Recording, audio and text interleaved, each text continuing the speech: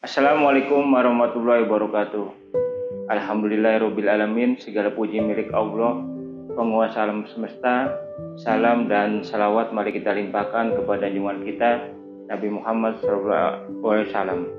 Alhamdulillah pada hari ini, walaupun hanya melalui online, kita bisa bersilaturahmi. Di masa COVID seperti ini, kita memang sekarang lebih banyak bersilaturahmi via online ya. Mudah-mudahan COVID bisa cepat berakhir dan kita bisa bertemu secara offline lagi. Pada kesempatan kali ini saya ingin bercerita tentang sejarah Jabal. Jabal ini adalah suatu nama penerbitan. Pada awalnya itu ada dua pilihan nama ketika saya mau buka usaha, yaitu Nuktoh, pakai Ki, Nuktoh, dan Jabal. Nuktoh ini kalau waktu kita di masjid ya, saya pernah tinggal di masjid dan di pesantren mahasiswa, itu belajar bahasa Arab itu selalu ustadznya itu kasih kalimat kemudian Nuktoh, Nuktoh, Nuktoh. Maksudnya adalah titik-titik-titik. Saya teringat-ingat terus, terngiang-ngiang terus, sehingga sampai dibawa tidur dan menghayal suatu waktu kuliah dulu itu, menghayal kalau nanti punya usaha akan diberi nama Nuktoh atau nama Jabal. Pilihan kedua adalah nama Jabal. Jabal itu artinya gunung, bukit tinggi, besar. Setelah dengan berbagai macam pertimbangan, akhirnya dipilihlah Jabal. Pilihan kedua ya. Dan pertama akhirnya kita tidak dilanjutkan karena Nuktoh juga bisa berarti adalah titik hitam gitu. Jadi lebih baik cocok Jabal, gunung besar, Jabal. Sehingga perusahaannya itu dikasih nama Jabal. Nama penerbitannya juga Jabal. Nah kemudian itu impian waktu kuliah, apapun usahanya itu akan dikasih nama Jabal. Alhamdulillah setelah lulus kuliah kita ingin buka penerbitan. Saya waktu kuliah itu tinggal di masjid, di suatu masjid, di masjid besar ya di Purwokerto, di tengah-tengah lingkungan kampus. Saya sering tidur di perpustakaan. Jadi selain punya usaha apapun namanya Jabal, juga ada impian punya toko buku. Yang saya waktu itu adalah kalau punya toko buku kita bisa baca buku gratis gitu. Nah setelah lulus kita cari informasi tentang cara membuka toko buku. Ternyata sangat sulit, perlu modal yang besar, berat lah. Tapi bisa dimulai dengan menerbitkan. Kalau jadi penerbit modalnya lebih kecil, bisa tanpa modal sama sekali. Akhirnya saya belajar menjadi santri karya di Darut Tauhid waktu itu selama 4 bulan. Kerjanya tuh di bagian marketing gudang sebenarnya. Jadi bantu-bantu marketing juga bantu-bantu gudang lah. Staf paling bawah gitu. Di sana selama 4 bulan di santri karya di Darut Tauhid, yaitu di bagian penerbitan dan distribusi buku. MKS namanya, PT MKS. Nah setelah 4 bulan di sana saya merasa cukup, kemudian coba buka penerbitan. Saya lulus tahun 2002, kemudian melanjutkan kembali kuliah di bahasa Arab ya di Alim Ma'aruf Bandung 2002-2003. Kemudian sempat juga kerja di MKS 4 bulan, kemudian buka usaha penerbitan. Nah buku pertama yang terbit itu 1 April 2004. Itu buku pertama yang terbit pertama kali 1 April 2004. Judulnya Kebiasaan. Karena modal dengkul banget, itu buku itu saya yang nulis, saya yang layout, saya yang desain, saya yang ngedarin. Untung yang beli nggak cuma saya, jadi yang beli juga banyak orang lain gitu. Alhamdulillah ya, itu benar-benar buku yang sangat-sangat sederhana, tebalnya hanya 664 halaman, ukurannya 12 x 17, kecil, buku kecil banget itu. Dan dibuat oleh orang, ditulis sama saya yang nggak punya pengalaman nulis, dan di layout sama saya yang baru belajar juga. Jadi saya nggak punya komputer, nggak punya motor. Ada waktu itu telepon rumah ya, punya rumah orang tua. Jadi saya jalan kaki ke kampus UIN. Di situ ada rental komputer. Di sana di rental komputer itu ada rak isinya buku PageMaker 6. Saya ingat banget, belajar dari situ. Dia sambil belajar otodidak begitu. Untungnya bisa, alhamdulillah ya. Sampai sekarang saya tuh ada satu program yang benar-benar nggak bisa, yaitu Photoshop. Corel bisa, PageMaker bisa. Sekarang penyebaikal udah jarang dipakai sekarang di Indonesia ini. Akhirnya terbitlah April 2004 itu buku judulnya Kebiasaan. Alhamdulillah ada yang beli, laku ya. Nah, bagian marketingnya itu adalah perusahaan di mana bekas saya kerja dulu, yaitu MKS. MKS mau mengedarkan buku saya dan alhamdulillah cukup laku. Kemudian saya nerbitin yang kedua, judulnya itu yang kedua Agar Selalu Tolong Allah. Itu buku sebenarnya setelah baca buku Latahjannya Ait Al-Qarni. Jadi buku Latahjan Ait Al-Qarni ditambah pengalaman-pengalaman pribadi, pengalaman ketika tinggal di masjid, sehingga bisa dibuatlah buku yang kedua itu, yaitu judulnya Agar Selalu Tolong Allah. Alhamdulillah laku. Kemudian bikin buku yang ketiga, judulnya adalah Mempercepat Datangnya Rezeki. Semuanya 3 judul ini kita bikin dengan kita tulis sendiri, kita layout sendiri, semuanya serba sendiri. Karena emang nggak punya uang. Nah, kita cari percetakan yang mau bayar belakangan. Nah, mencari percetakan yang mau bayar belakangan itu sulit. Karena kita kan orang baru, nggak ada yang mau dan nggak ada yang kenal sama kita. Tapi untungnya tiba-tiba temen yang saya baru ketemu 1 kali atau 2 kali, tiba-tiba nelfon ke rumah, dia nanya, "Dra, saya dengar kamu lagi mau nerbitin buku ya?" Terus saya bilang, "Betul, tapi saya nggak punya uang untuk nyetak buku." Terus dia bilang gini, "Udah, saya punya teman punya percetakan." Akhirnya saya pinjem motor Vespanya bapak saya ke rumahnya dia, jemput, kemudian ke percetakan yang ternyata jauh, ada di Popo. Di sana mereka bertemu dengan pimpinan percetakan. Ternyata antara teman saya itu namanya Yus Ismail, namanya ingat. Yus Ismail itu berteman baik dengan Amatul Rasa percetakan di Kopo.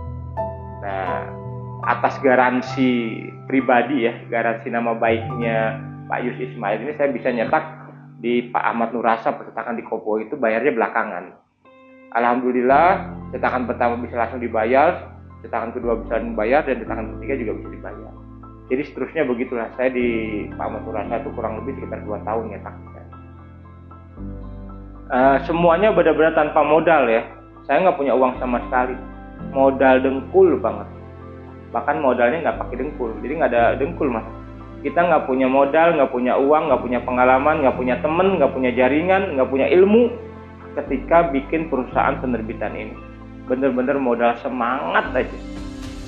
Usia waktu itu 24-25, masih kuat. Kita bisa jalan kaki kemana-mana, naik angkot di mana-mana, belajar dengan cepat gitu.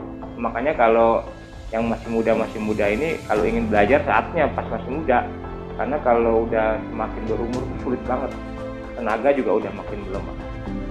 Insya Allah, alhamdulillah itu laku 3 buku itu.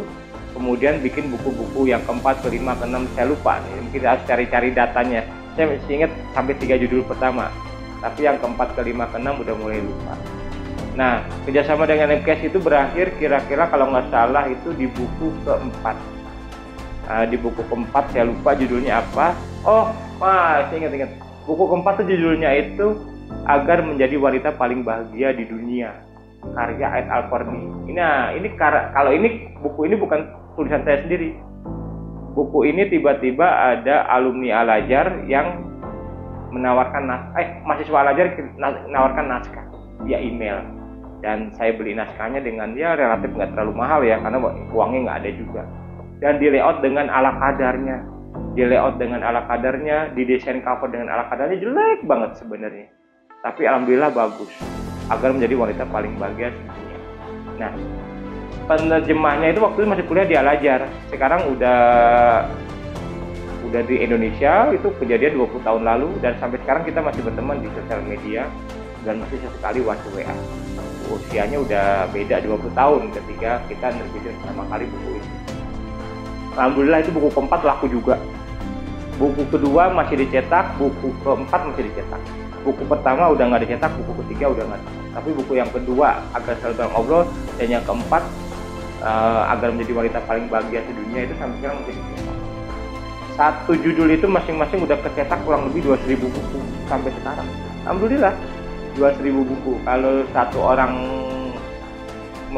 buku itu dibaca 10 orang, berarti minimal ada 2 juta orang di Indonesia yang pernah baca buku ini. Alhamdulillah, mudah-mudahan jadi pahala yang terus mengalir.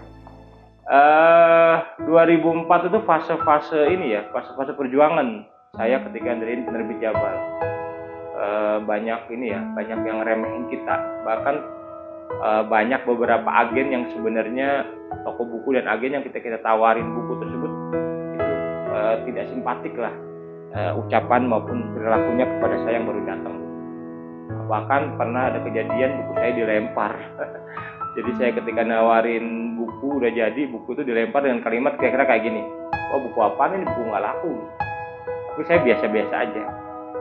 Nah, ceritanya lain ketika tahun 2005 saya menikah. 2005 saya menikah di awal 2005. Kemudian seminggu setelah menikah itu saya ingin ajak istri jalan-jalan karena khawatir bosen ya. Istri saya ajak jalan-jalan di Bandung. Istri saya orang Semarang. Itu ke satu toko buku. Sampai sekarang masih ada toko bukunya. Masih ingat ya. Saya dengan istri datang ke toko buku tersebut. Kemudian di situ ada istrinya juga. Jadi pemilik toko buku tersebut ada istrinya juga di situ. Istri saya ngobrol dengan istrinya, saya ngobrol dengan istri. Di depannya dia, buku saya dilempar keluar.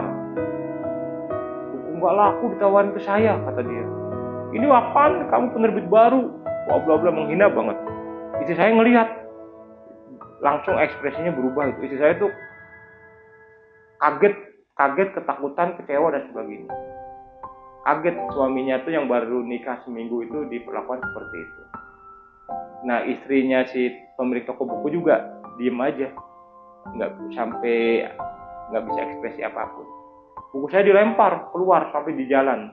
Terus saya keluar, saya ambil buku tersebut, terus saya bilang, Pak, walaupun Bapak belum pernah ketemu saya, belum pernah ngelihat buku saya, bukan berarti buku ini nggak laku, Pak.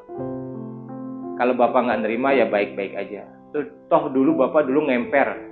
Saya tahu dia dulu jadi pedagang emperan di kaki 5 di dekat Unpad. Kemudian kemudian laku sehingga dia punya toko buku sendiri. Saya bilang ke beliau, Pak, dulu Bapak tukang ngemper di pinggir jalan. Kemudian takdir Allah Bapak punya toko buku. Sebentar lagi bisa aja Allah berbalikan lagi. Bapak jangan sombong. Langsung saya ajak istri saya pulang. Sayanya kesel itu. Sampai sekarang saya masih kesel. Itu kejadian 20 tahun yang lalu. Sebelumnya saya pernah dilempar juga buku itu. Tapi biasa-biasa aja karena sendiri dan belum nikah. Tapi saya marah dan kecewa berat ketika bareng sama istri dilempar bukunya itu. Sepanjang perjalanan saya masih ingat itu di Cicadas. Masih sangat tokonya masih. Karena beberapa kali ketemu dengan orangnya saya nggak mau nyapa. Biarin dia nyapa, saya peduli amat. Marahnya sampai sekarang. Itu 20 tahun ya, nggak baik ini sebenarnya, yang ditiru. Selama dia nggak mau minta maaf ya saya nggak bakal itu. Nah itu karena disaksikan sama istri dan baru nikah. Kayaknya istri langsung merenung. Sepanjang perjalanan dari Cicadas ya, kurang lebih sekitar setengah jam dari rumah saya, itu istri saya diem aja gitu. Dan nggak diem, malah ajak ngomong gitu. Kayaknya menghibur saya, berusaha menghibur saya. Tapi sayanya diem aja, nggak enak hati. Saya nggak enak hati bukan karena diri sendiri, tapi nggak enak hati karena disaksikan sama istri. Ya, tapi cuma jadi pelajaran buat istri, jadi tahu, oh pekerjaan suaminya seperti ini. Nah, ini kita saling memahami. Teman-teman, insya Allah kita akan lanjutkan di video berikutnya ya. Ini adalah pembukaan aja, pengenalan ya tentang sejarah Jabal. Insya Allah akan ada seri-seri lainnya tentang sejarah Jabal. Jabal berdiri berarti tahun 2004. Sekarang tahun 2022. Berarti 18 tahun ya. Sudah 18 tahun Jabal berdiri. Ya sudah sedikit banyak berbuat sejarah ya, menciptakan sejarah. Perbedaan antara suatu budaya dengan budaya lain itu adalah di suatu tulisan. Mesir itu lebih dahulu berada di zaman sejarah karena Mesir mengenal tulisan. Cina lebih dulu berada di zaman sejarah karena mengenal tulisan dibandingkan budaya-budaya lain. Nah, begitu pula kita.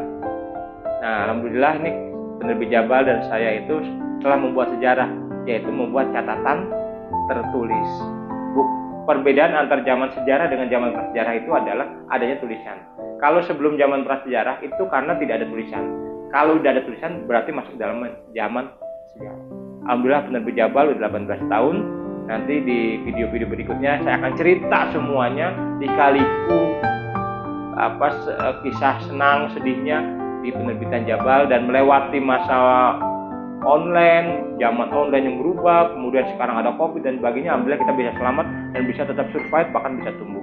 Terima kasih. Wassalamualaikum warahmatullahi wabarakatuh.